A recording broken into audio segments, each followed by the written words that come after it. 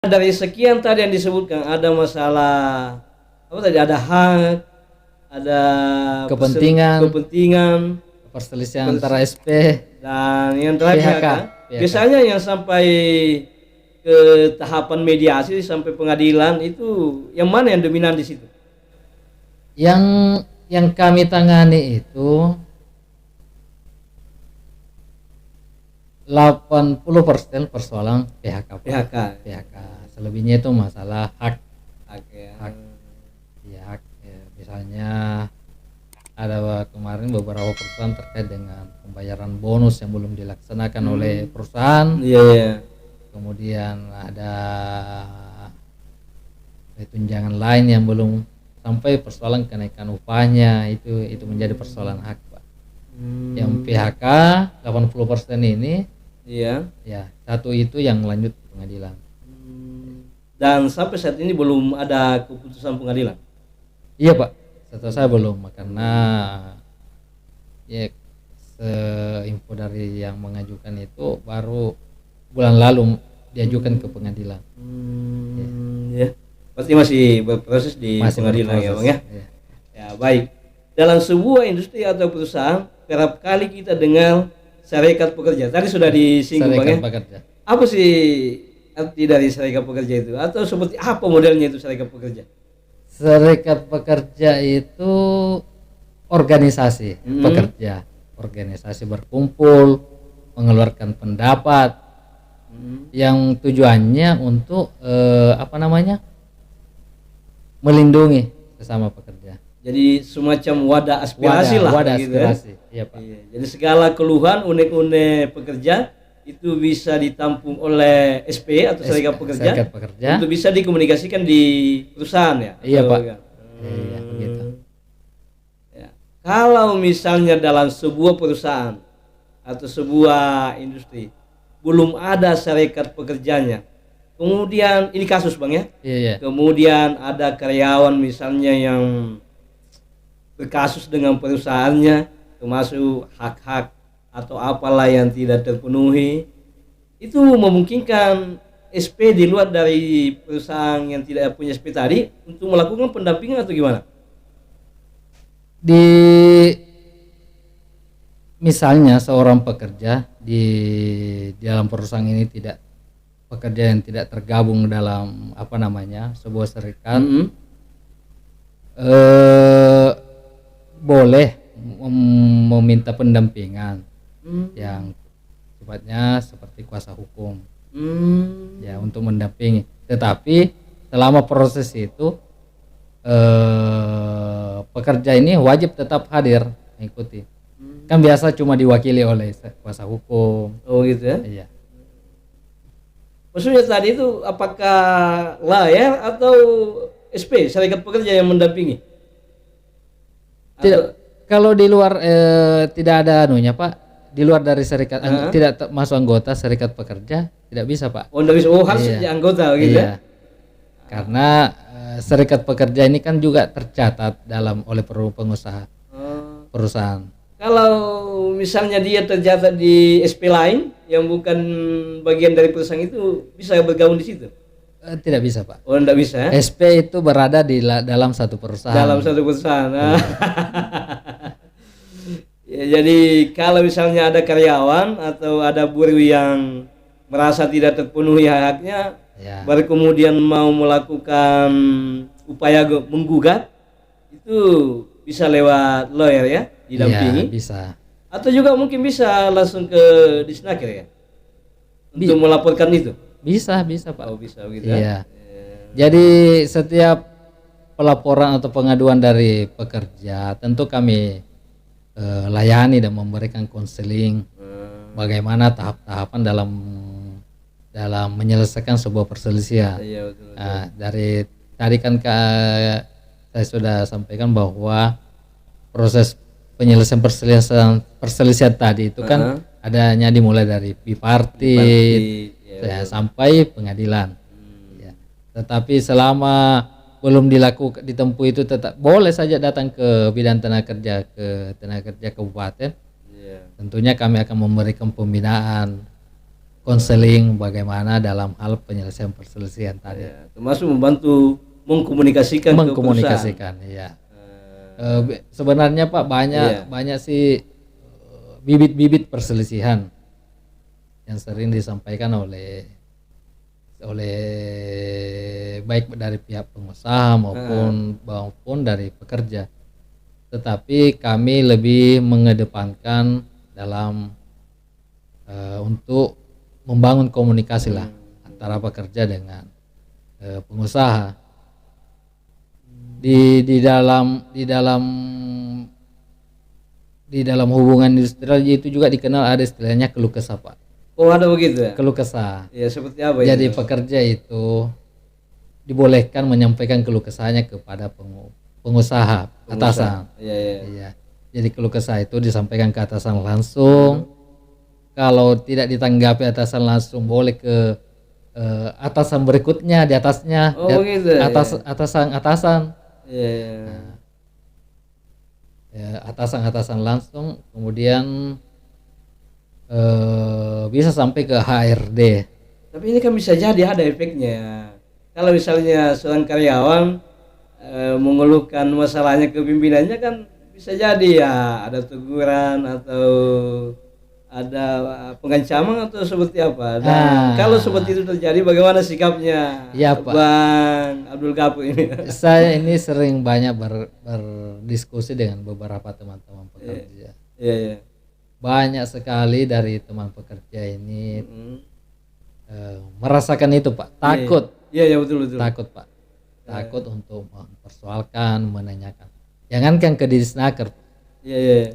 Jangankan untuk saya langsung ke atasannya, ke konsultasi saja ke Disnaker, mereka takut Pak. Iya betul. Takut Pak. Iya. Padahal di aturan itu pengusaha itu dilarang memberikan hukuman ataupun sampai PHK karena adanya adanya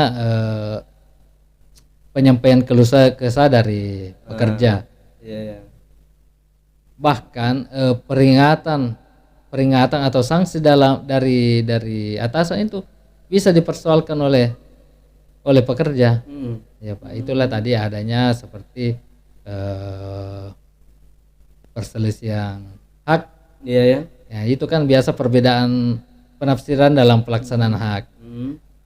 Ini kan biasa atasan atau pengusaha menganggap bahwa seorang pekerja itu tidak berhak ini, tidak berhak itu. Betul, ya. Nah, sampai memberikan peringatan atau melarang ini, itu kan sebenarnya dilarang Pak.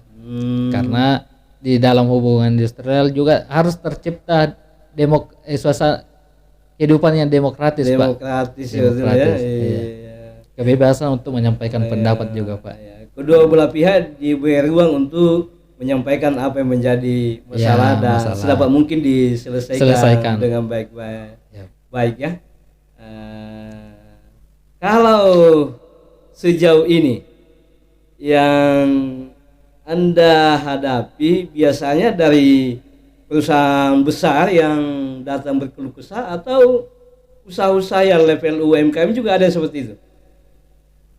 Dari kasus yang ada, rata-rata sih perusahaan yang kategori besar Pak. Kategori besar ya? Kategori besar, mungkin karena tingkat apa nih, pemahaman, ini kan soal persoalan pemahaman Pak, pengetahuan baik dari seorang pekerja maupun pengusahanya sendiri terkait regulasi ketenagakerjaan. Jadi kadang kalau kan UMKM mereka kan tidak paham. Saya dipecat, terima saja. Iya betul. Gaji saya dipotong, ya terima saja. Saya tidak diikutkan kepesertaan jaminan sosial, terima saja. Nah, itu kan yang sering terjadi di level perusahaan menengah ke bawah. Tapi untuk perusahaan yang besar, saya lihat mungkin sudah banyak yang mendapatkan sosialisasi atau dari pelatihan mengenai hak-hak mereka, sehingga hak dan kewajiban mereka, sehingga eh, syarat-syarat kerja itu sudah terpenuhi, dipenuhi dengan sadar mereka penuhi. Nah, apa yang sudah dilakukan Dinas Tenaga Kerja untuk sebagai langkah mitigasi atau preventif agar tidak terjadi perselisihan antara kedua belah pihak, baik pekerja maupun perusahaan itu sendiri? Iya Pak. Untuk langkah mitigasi preventif, kami itu sudah melakukan berbagai sosialisasi baik secara secara face to face diskusi langsung maupun sosialisasi melalui media sosial. Selain itu memang kita mendorong lembaga-lembaga yang termasuk dalam sarana hubungan industrial untuk aktif. Seperti itu kan serikat pekerja sendiri, serikat pekerja, kemudian ada istilah LKS bipartit, lembaga kerjasama bipartit, kemudian ada organisasi pekerja. Kalau organisasi pekerja ini kan yang konsen dalam persoalan hubungan ketenagakerjaan kan yang kita kenal ada namanya APindo. APindo itu organisasi pengusaha, organisasi pengusaha yang konsen dalam hubungan ketenagakerjaan. Kemudian SPSP yang kemudian mendorong terbentuknya LKS, lembaga kerjasama bipartit. Itu lembaga kerjasama yang ada di dalam di sebuah perusahaan yang merupakan lembaga komunikasi antara pekerja dengan pengusaha. Selain itu kita juga memang mendorong adanya penindakan. Makanya kami banyak berkomunikasi dengan pengawas ketenagakerjaan.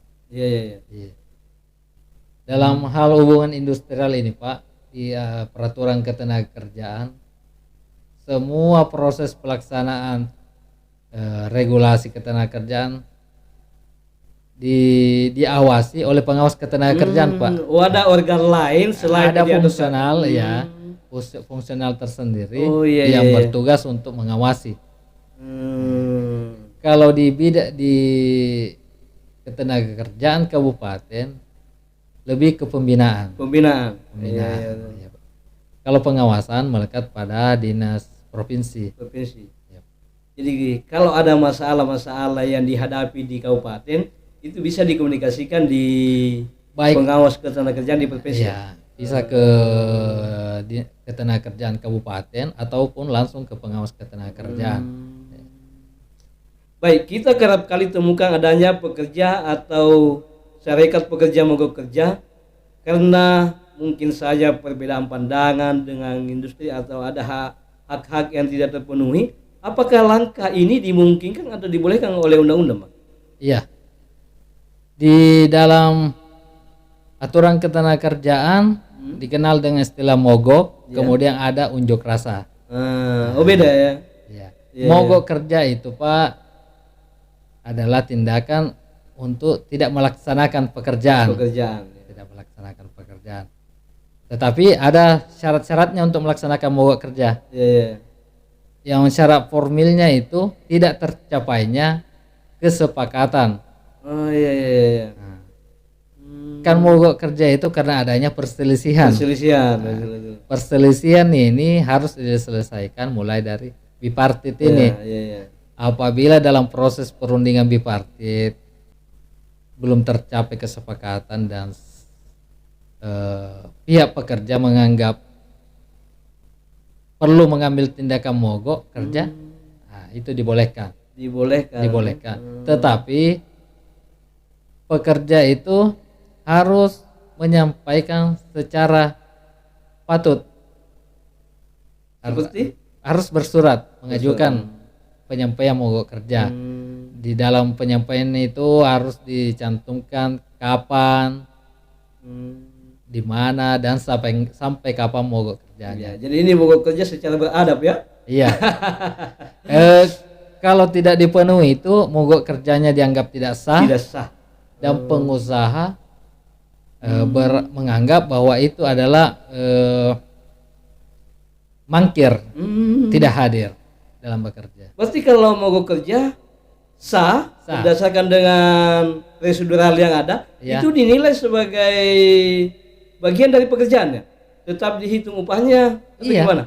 tetap dihitung Oh, sebagai iya. kehadiran, tetap dihitung. Meskipun tidak masuk bekerja. Jadi pengusaha itu dilarang melakukan pemotongan, Iya betul. dilarang memberikan tindakan seperti pemberian hukuman, dilarang Pak. Nah, Selama mereka melakukan mogok kerja secara sah. dan itu dihitung sebagai bagian dari pekerjaan. Dihitung Mendapat upah seperti Iya. layaknya bekerja. Kalau unjuk rasa, Unjuk rasa merupakan aksi untuk menyampaikan secara tertulis maupun lisan. Itu pun harus secara sah. Sahnya itu harus disampaikan secara tertulis. Kapan, di mana, harus dicantumkan siapa penanggung jawabnya. kalau unjuk rasa tetapi tidak bekerja pada hari unjuk rasanya itu dihitung ya? Dihitung Pak. Dihitung. Iya. Wah, enak juga ini Bu ya. Ya, ya mungkin ini sebuah model keadilan yang diterapkan di sebuah dari kebijakan pemerintah untuk memberikan dan membangun ruang demokrasi di dunia usaha Pak. Iya. Karena kalau tidak ada itu tentu kasihan juga para utamanya yang kelompok-kelompok pekerja ya, kalau tidak bisa tidak mendapatkan ruang ini Pak.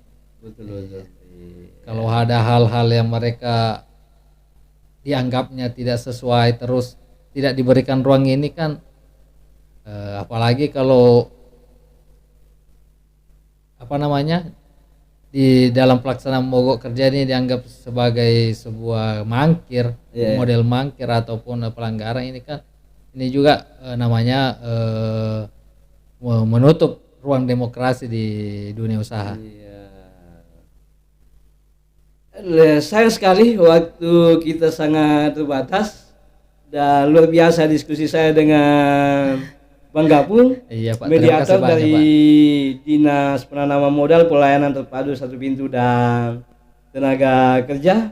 Ya, kita harus sudahi diskusi ini, dan sebelum berakhir diskusi saya mengajak Anda untuk sekali lagi untuk subscribe, komen, like, dan di-share video dan channel ini agar channel ini terus bertumbuh, berkembang, dan ke depan bisa memberikan manfaat buat kita semua. Terakhir Bang, apa yang mesti dilakukan para pihak agar hubungan industrial berjalan dengan baik? Iya Pak, untuk membangun hubungan industrial yang harmonis, yang pertama itu ada 3 prinsip yang harus diterapkan. Yang pertama itu pekerja itu harus punya rasa memiliki, punya rasa memiliki. Kemudian ada keinginan untuk menjaga dan merawat. Kemudian ada keinginan untuk membangun suasana kerja yang harmonis. Begitupun dengan pengusaha. Pengusaha itu wajib untuk memperhatikan kesejahteraan dari pekerja. Artinya mereka harus memanusiakan para pekerja. Karena pekerja yang diperlakukan semena merupakan cikal dari timbulnya perselisihan, timbulnya rasa ketidakadilan. Kalau pekerja diberikan kesejahteraan, tentunya mereka mempunyai semangat kerja yang tinggi, produktivitas tinggi, dan ini akan berpengaruh ke produktivitas perusahaan itu sendiri. Dan itu yang diharapkan oleh perusahaan. Iya. Dan tentunya ini diharapkan pengusaha dan efeknya juga ke pekerja. Betul. Perusahaan yang mempunyai produktivitas tinggi, tentunya pengusaha akan memperhatikan tingkat kesejahteraan dari pekerjanya. Ini merupakan siklus hubungan industrial Pak. Iya.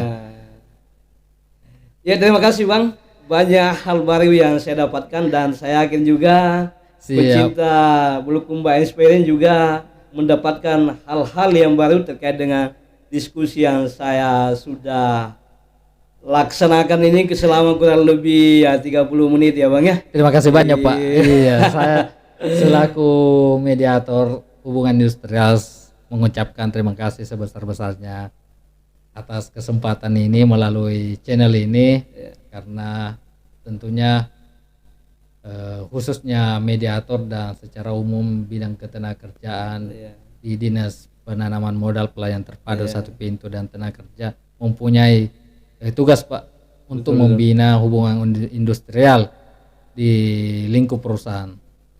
Kita pun berharap hubungan industrial ini berjalan harmoni dan meningkatkan kesejahteraan, meningkatkan produktivitas perusahaan, dan tentunya akan berefek terhadap perekonomian Kabupaten Bulukumba, Pak. Iya. Cukup mencerahkan diskusi saya dengan beliau, Bang Abdul Gapung, mediator hubungan industrial dari Dinas Penanaman Modal Pelayanan Terpadu Satu Pintu dan Tenaga Kerja. Tapi karena waktu kita sudahi sampai di sini. Terima kasih atas perhatian Anda semua. Demikian wabillahi taufiq wal hidayah. Assalamualaikum warahmatullahi wabarakatuh.